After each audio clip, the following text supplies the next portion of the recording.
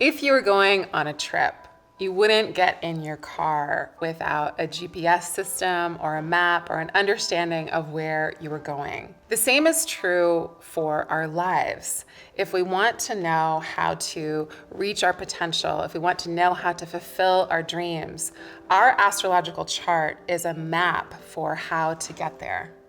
I'm Chani Nicholas. I'm so excited to be partnering with Goop and Porsche for the next In Goop Health Summit, and this is the Drive series.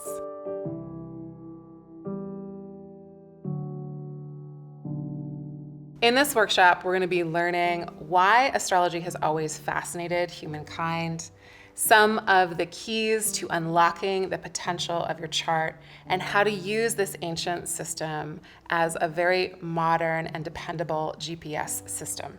Your astrological chart is the map of both where you are and where you need to go. So what is astrology and why does it matter?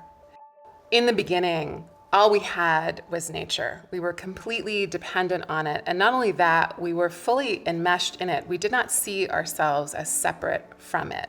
Our lives depended on us understanding these cycles of the year. So as the sun teaches us how to walk around the cycle of a year, the moon helps us to break down time into smaller components. So the sky has always set the tone and the rhythm and the cycles for our life. Therefore, it was always very important to be in relationship with it.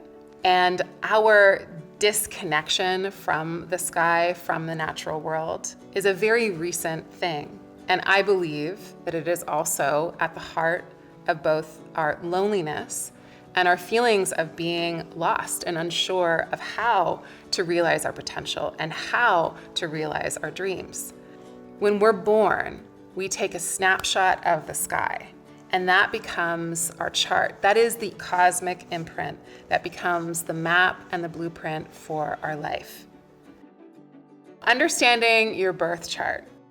The birth chart is a really complex thing to look at. It is really easy to get lost really quickly in all of the lines and symbols and circles and whatnot. But there are 3 keys, and they are the 2 main bodies of light, which are the sun and the moon, and then the rising sign. The rising sign is the sign that is coming up over the eastern horizon the moment that you're born. It's a very specific point to you. It depends on the location and the time that you were born at. Where that planet is will tell you so much about where you must go in order to feel a sense of fulfillment. In astrology, the sun is the place of illumination, just like it is in the sky. And so our sun, by sign and by house and by aspect, where it is in the sky, where it was in the sky or not when you were born, says so much about how you shine. This is our conscious self. It is thought of as our divine mind.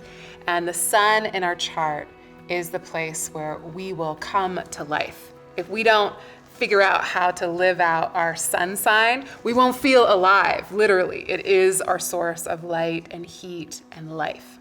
Now, the moon doesn't have its own light. It is a body that reflects the light of the sun. If the sun is the essential self, then the moon reflects that. And what does the spirit, what does the soul need in order to be on this planet? It needs a body. So the moon represents the body. The moon is the reflection of the soul, of the essential self. And so the moon tells us about our physical experience. It tells us about our physical needs. It tells us about the body that birthed us, who we came from. It tells us about our ancestry. It tells us about the ways in which we move through this lifetime. And if we understand where the moon is in our chart, we understand how to feed ourselves, how to nourish ourselves, and how to care for ourselves so that we can actually live out our purpose and fulfill our dreams. So one of the main structures of the chart that's really key to understand is that there are 12 houses or 12 sections that we break the sky up into. And wherever your sun is, whatever house it's in, whatever house your moon is in, whatever house the planet that rules your ascendant is in, will become places in your life that you must live into. Now, each part of the chart, each house in the chart has a meaning and covers an area of life. No area of life is left uncovered in the chart. And this is where it can get a little dicey because the chart covers the entirety of life. We want things to always be good. We want to only get good news, but that's not what life is like. And so when you look at your chart, you will also have to look at all aspects of life.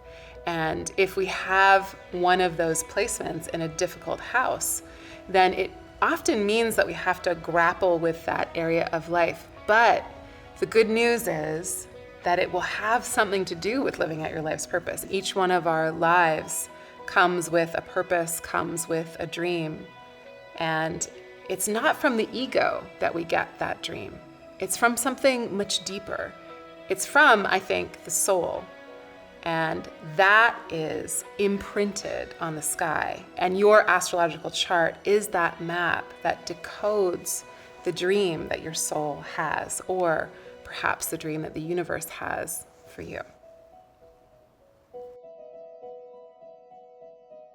For example, if you have Leo rising, you are here to shine. You're here to put forth a performance. You're here to gain attention. You're here to be the center of the party. If you have the sun in Taurus with a Leo rising, your sun will then be in the 10th house of career. And that means that not only are you here to shine, not only are you here to get attention, not only are you here to give the big performance, but the driver of your ascendant, the one that says, oh, we need to go this way, is in the 10th house of career. And that means you must shine in your career in some way, shape, or form. Now, say your moon is in Virgo in the 2nd house. That would mean that part of how you live out your big purpose, how you live out your destiny, is through being very good with money. Your material security is a big part of how you'll be able to live out your purpose. So if you feel guilty for needing to have material security, then that will really work against you because that's what the chart says you need. Now, if you had that set up and you felt guilty about it, if you felt guilty for taking up space or needing applause or needing to perform in some way, you would actually be working against your greatest gifts. And you would be making it that much harder to get in line with your purpose and to live out your dreams and to realize them. So now that you know the most important keys of your chart, one way to get in touch with them and to learn more about them is to download my app. It's called Chani, C-H-A-N-I. It's available in the App Store for iPhones. All you need is your time of birth, date, and location. So text your mom and ask her or any other family member, and you'll be able to pull up your chart. And when you go to the chart section in the app, it'll tell you your 3 keys to your chart and what the most important things to know about them are. If you want to work with me in person, I will be at the Goop Health Summit at the Porsche Experience Center on November 7th. There we'll be doing a workshop going deeply into these keys in your chart so that you can understand them and begin to develop a relationship with them so that you can more quickly move towards your purpose and fulfill your dreams.